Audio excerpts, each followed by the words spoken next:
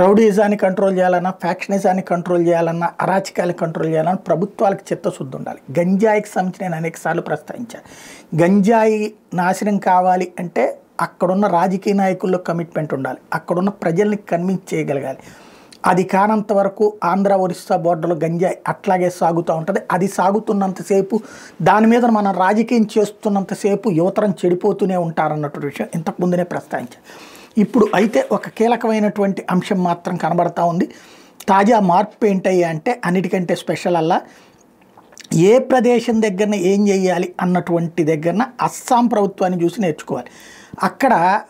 ఇక్కడ స్మగ్లర్లకే భయపడిపోతున్నాం. అక్కడ తీవ్రవాదులు ఉంటారు. ఆ తీవ్రవాదులకు సంబంధించినటువంటి దుర్మార్గపు వేషాలని కంట్రోల్ చేసేయడంతో, అంటే అక్కడ ఏదైతే మణిపూర్ కానీ ఈశాన్య రాష్ట్రాల్లో జరుగుతున్నది ఏంటి అల్లర్లన్నీ కూడా, అక్కడ ఈ డ్రగ్స్ని తయారు చేసేటటువంటి మొక్కలు ఉంటాయి. వాటిని ప్రత్యేకించి పప్పీ కల్టివేషన్ అంటారు. వాటితో ఈ హెరాయిన్ లాంటి వాటిని తయారు చేస్తూ ఉంటారు. అట్లాంటివి పండేది ఆ ప్రాంతంలోనే.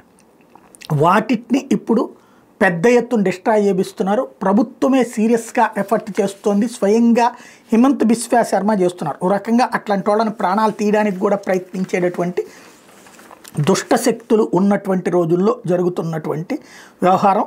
కాబట్టి అక్కడ తెగిస్తున్నారు. మన దగ్గర కూడా అట్లాంటి తెగింపు అవసరం ఉంది.